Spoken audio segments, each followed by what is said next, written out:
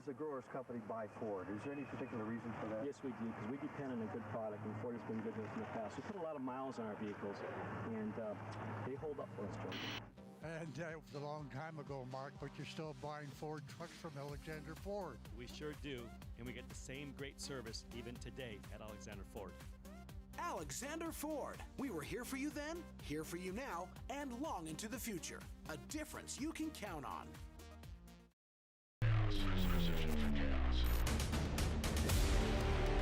Wheels for those who don't stall, sputter, or split the difference. Proven to get you where you need to be and take you where you never thought you'd go. Your path is fierce and turbulent, but you are made for this journey. KMC is made for this journey. All right, what's up, guys? Welcome back. It is the second hour of our coverage of the Best in the Desert Silver State 300 here on Fishgistics. All of our coverage today is brought to you guys by F&L Racing Fuel, along with all of our other sponsors. So big thanks to all those guys, KMC Wheels, and everybody else that helps us out. So far this race is going really fast, as it usually does. The Silver State race is mostly a lot of like fire roads, graded roads. It's not real rough. So there's not like a bunch of silt beds or long whoop sections or anything like that. You do get up in some elevation at this race, so it is interesting to see, who has their car maybe set up for elevation. When you're racing Baja, you're literally down on the beach, so your car would be set up maybe a little bit differently than when you're up in the mountains in the thinner air. If you have a turbo, stuff like that on your car, it could definitely come into play. I know a lot of the Polaris Razors and the UTVs and everything, they'll probably run different clutching and a couple different engine setups for this one compared to a Baja race, just for that reason of elevation. Sometimes if it gets hot, you get vapor lock at this race. That always comes into play. Today, I don't think it's too hot out there. From what I saw, it looks like it's cloudy out there, actually, for most of the course that I've seen so far. So it's probably not super hot today. Probably won't have to deal with too much vapor lock. But anyways, let's go over and bring up the map. So here we are. We have the number one truck started out front, Kevin Thompson and Harley Lettner. They are still out front. They are just cruising along. They started up front. They got clean air. Right behind them was Adam Householder in the 24. He started second, and he is still second. So he's just hanging in there. Same with Kyle Jurgensen in the 127 in the Brenthal truck. He is third. He started third, and he is just hanging in there also. So these top three guys just consistently going. You can see that the one has a bit of a gap back to the other ones. Earlier, it looked like there was a little bit of dust issues today. Even though it's windy, the dust was kind of hanging in there in some of these areas. So definitely the one has a huge advantage starting out front today. Obviously, there's not many dust for them, unless they catch some bike guys. But there wasn't a whole bunch of bike guys at this race, so I don't think that'll be too much of a problem for them at all. Behind them, we have Steve Olagus in the 27 and Jax Redline in the 22. Then we have Josh DeJong and Tracy Graff. Also, I think Steve Olagus was there. We had the 44 who wasn't tracking earlier, who is now tracking. So the 44 is actually having a really good run. They're moving up. I don't think they started in fourth. Let me look at my starting order real quick. So the 44 actually started in sixth, and it looks like they are now up to fourth on the road. So they've put a little bit of work in so far, and they've done some tracking. So that's pretty cool. So let's see. What are you guys saying? How much time until we see some big team break the status quo by winning overall with a TT spec?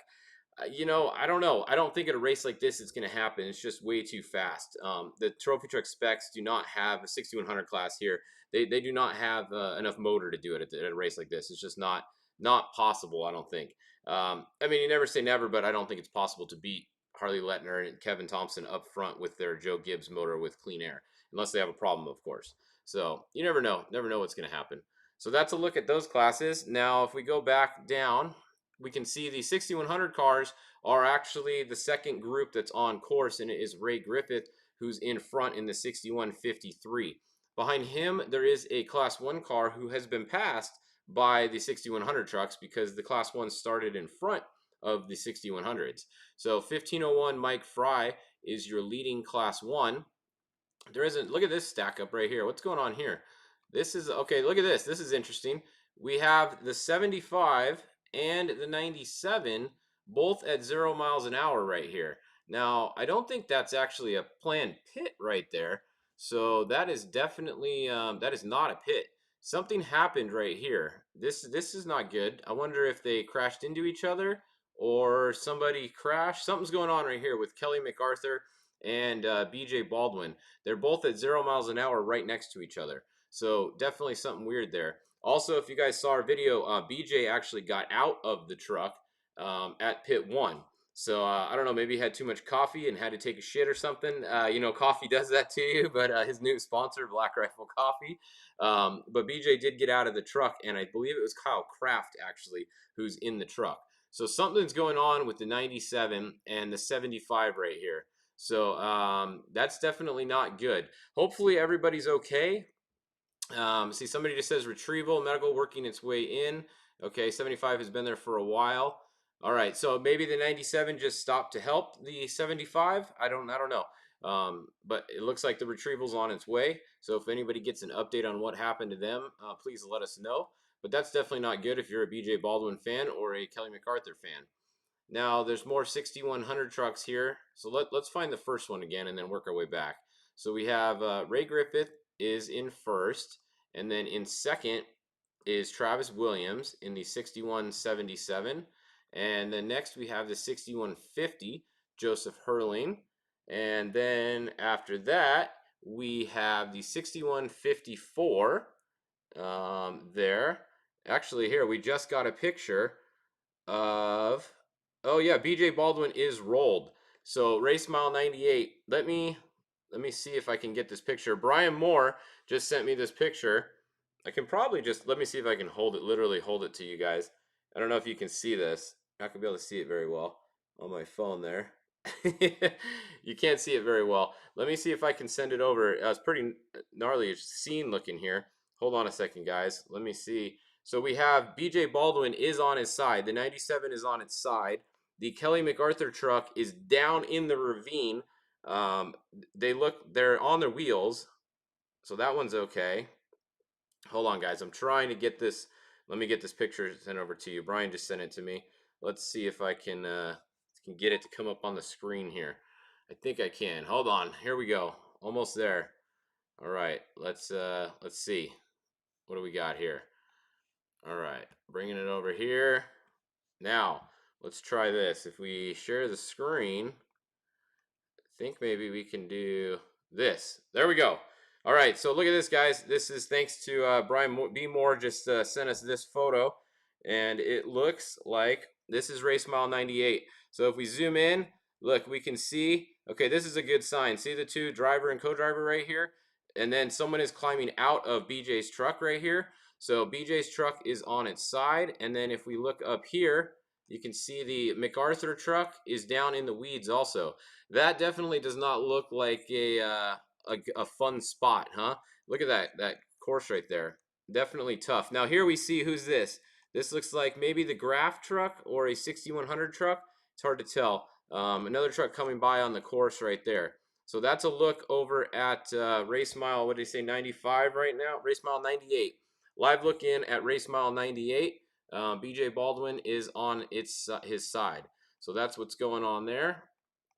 Let's see if we get back over to the tracker here and zoom back in on the tracker for you guys. Yeah, that'll be the tracker here. So let me get this set back up now that we showed you guys that. We will, hold on a second here. All right, so let's get back on the tracker and get set up. See, thanks you guys. It's awesome when you guys are sending me pictures live and everything. That's what makes this cool, is when you guys are able to do that. All right, so here we go. We're looking back over here. Let's see if we can zoom back in on the tracker here and show you guys what we're talking about. All right, there we go. We're back. We're back set up. On course in that picture. Yeah, that's, you know, that was a gnarly picture there on that corner. Definitely looks tough. It did look like everybody was okay, so that was good. We saw the two people out of the truck, and then it looked like they were climbing out of BJ's truck, and the two that were on the ground didn't look like they were too worried about BJ's truck. So that's definitely a good sign to see them kind of just standing there with their helmets. I would assume that's a good sign. If there was a problem, they'd probably be over at BJ's truck, you know, checking them out. All right, so let's see, somebody says, where is Sam Barry? So Sam Barry, I actually saw him at 0 miles an hour a little while ago. It looks like he has got going now. Sam Barry, crazy guy. I think they said he's 68 years old. He's driving a single seat, one car here, and you know, that's pretty awesome. 68 years old to be driving by yourself in a one car, and he usually hauls ass still too. So very cool to see. Very cool to see Sam Barry out here. And we did just get confirmation Kyle Kraft was driving the BJ Baldwin truck when they crashed right there. So it wasn't BJ. BJ was out of the truck already. Kyle Kraft was driving when they had a little accident there. Let's see, class 10. Let's look at class 10. Looks like your leader is the 1042. Andrew Yurcho is your leader. Possibly might be the 1086, because you see they just updated and jumped in front. So we're gonna have to see when the 1042 updates again.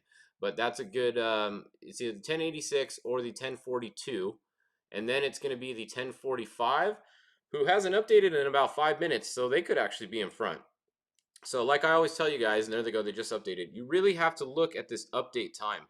So 1209, but that's 3 minutes ago. So they could be literally 3 miles up course from there. So always pay really close attention to this update time.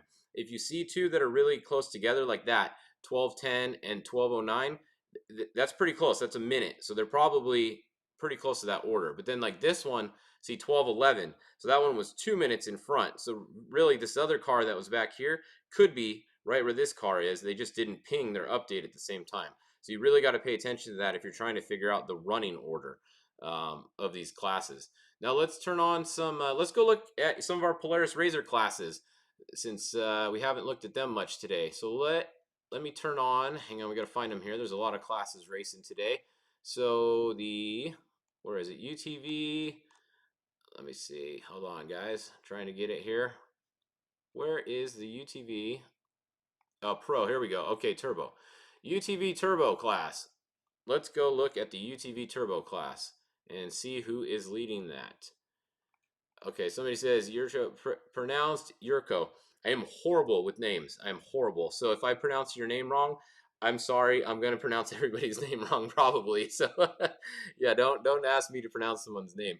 All right, so looking at the UTV class, it looks like we have Phil Burton in the Pro Turbo class. He is out front. And then Mitch Guthrie Jr. in his Polaris Razor is right behind him, the 951. And Mitch Guthrie, that kid is fast, huh? He's always up front. If he's not up front, he's probably broken, but he's usually up front. So he's up front. Now look at the gap they have. So you have those two, and then we have a big gap back here to Ryan in the 815.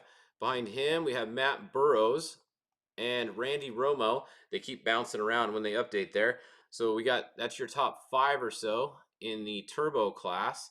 Then we have Dustin Jones, and then it stacks up back here to Josh in the 911 and Brandon Sims in the 913. So still pretty close together this close in the race. They're only at about 100 miles out of 300. So they're about a third of the way done, but definitely up front. Look at this, really good racing between Phil Burton and Mitch Guthrie Jr. So those are the top 2 UTV turbos right now to watch. Now if I turn them off for a second and we turn on the UTV Pro, now this is the naturally aspirated ones. Somebody says Sim started way back. Yeah, so we do have to remember this is all on corrected time. So Sims, if he started way in the back, he could be moving all the way forward, and he's actually winning on time. We won't know until later. We'll go look at the timer in a minute though. So we have the Josh Rowe out front in the Pro NA class. We have Caden Wells in second and Austin Bolton in third right now. And then Dallas Gonzalez is next in fourth, followed by Corbin Wells. And who's this? Cody Mitchell. And then we have Aaron Clark. So that looks like your Pro NA, so the non-turbo class, naturally aspirated class in turbos. Now the other thing cool that Racing Tracks does is they have, let me pull it up here for you guys. I hadn't had it up yet. Fail. They have their leaderboard page. So we can go look at the leaderboard, unofficial leaderboard. Now this is all on racingtracks.com. So you guys can just go to racingtrax.com. They do a great job. They have this cool leaderboard. So look, let's go look at Trick Truck. and it's all unofficial, of course. It goes off their tracker. If someone's tracker is not working, they're not going to have a time on this page. So you always have to remember that too. If you see someone's tracker not working when you go to this page, you're not going to see them on here either. So all unofficial. So Kevin Thompson right now is at mile 120. The last time it updated, he was at 2:02:50. Then we had Kyle Jurgensen. See, he's actually showing second, even though he's running third. He's at 2:04:05. So he's about less than 2 minutes behind. Really, only about a minute, just over a minute and 15 seconds off of the lead on time. Then we have Adam Householder. Look at that, only 11 seconds on time behind Kyle Jurgensen. So very close racing at the front. And then we have the 44 at 2:06. They're only 4 minutes, less than 4 minutes, just over 3 minutes behind first place. Then Jack's Redline at 2:07. He's about 5 minutes back. And Josh DeJong just popped up. He's about 9 minutes back. Now that's all on corrected time unofficially, but that is the way to look at everything. Now let's go look at the UTV Turbo class because someone said Sims started way back. So you can see right here, it is showing that Phil Blurton is winning on time, which he was out front too, right? And then we have Mitch Guthrie Jr., who is second, and he was there. Now we have Brandon Sims in third. So he's showing third on corrected time. I don't believe he was running third on course when we looked because he started pretty far back. Then we have Ryan, who's, look at that, 8 seconds behind Brandon Sims on time. Now, this is at mile 90. There's a long way to go, of course. But it is cool to look at this page. And then Matt Burrows and so on. So if you guys want to see these, just go to racingtracks.com and go to the leaderboard, the unofficial leaderboard update times. Let's go look at the 6100 class because that's always really close racing. Now we have Ray Griffiths. He's talking about close racing. Check this out. We have Ray Griffiths 1:34:41, and then Travis Williams 1:34:52. Literally 11 seconds is separating first and second place in class 6100 right now. So definitely cool there. Let me go back on and look at the questions right here because I've been neglecting the comments a little bit. Let's see. Somebody says, let's go 10:42. Yeah, where's the 70? The 70 is leading. They're out front. Somebody says Sim started 22nd, currently 7th on course. Well, there you go. If Jurgensen can get around Householder, he could make a late run. Yep, Jurgensen is there. I don't think Blauer is tracking. Yeah, see, so Bree Poole just said Blauer she doesn't think he's tracking. So somebody could be leading one of these classes. Actually, right here, the 6100 class. I think that's who she's talking about. They were actually first, and I don't see Blauer right here. It shows a start time for him, but it doesn't show anything else. So the 6114 could actually be winning or somewhere up towards the front, and his tracker's not working, and we don't know it. So I'll get a hold of the Racing Tracks guys and see if they can restart his tracker. They have 2 different trackers on there. One tracker records everything, and that thing always works. It's the actual one that records. And then they have another tracker, which is the one that we see on here. So just because we don't see someone's tracker on here doesn't mean that their recording tracker isn't working. So, at the finish line when they check to make sure no one cut the course and everything, that's a different tracker than the one that we are using or looking at on here. So always keep that in mind. All right, well, I think that pretty much covers this hour update. Let's go look at the front one more time for you guys, just to see if anything changed since we last looked. So we have the one up front, Kevin Thompson, once again, still out front. Adam Householder behind him.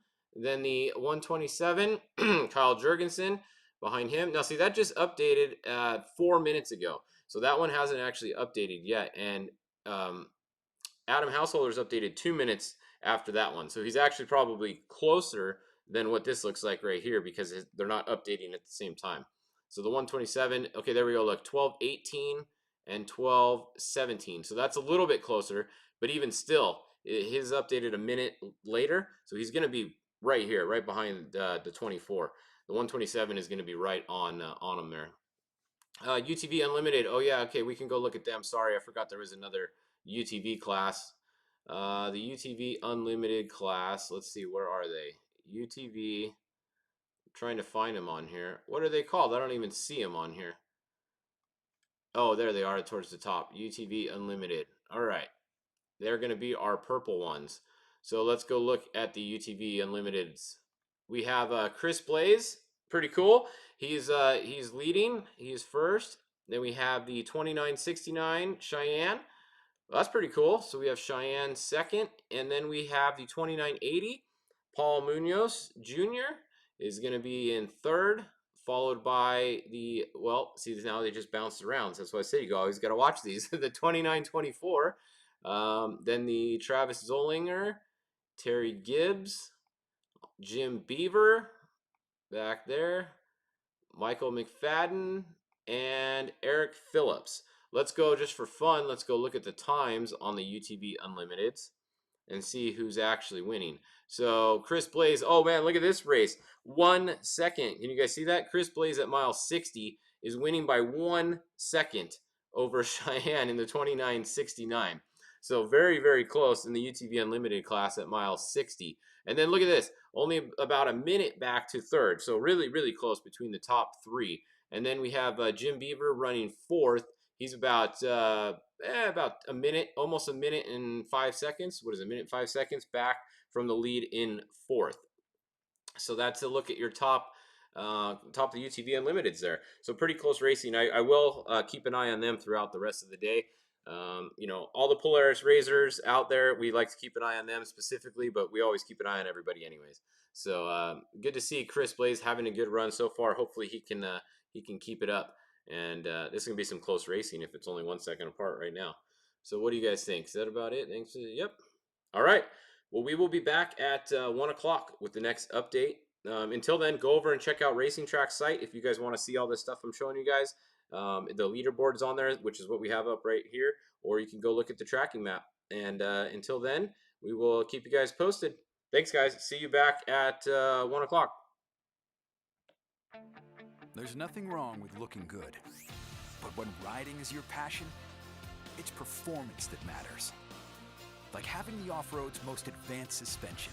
It monitors input from driver and machine 200 times every second and automatically adjusts each shock to flatten corners, soak up the bumps, and handle the hazards. Confidence and control for those who live to ride. Polaris, think outside. Over 25 years of off-road racing dominance. Proprietary patented race technology. Proudly made in the USA. Unparalleled customer service and support.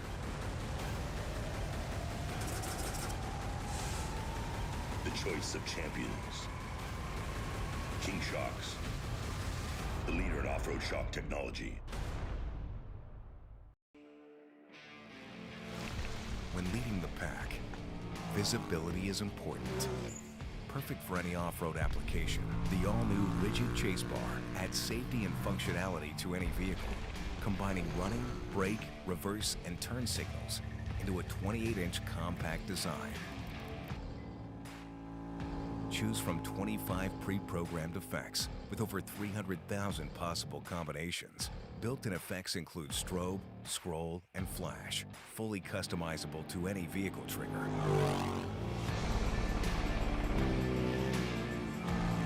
The rigid chase bar is the industry's most advanced rear-facing light, providing off-road enthusiasts one more way to own the night.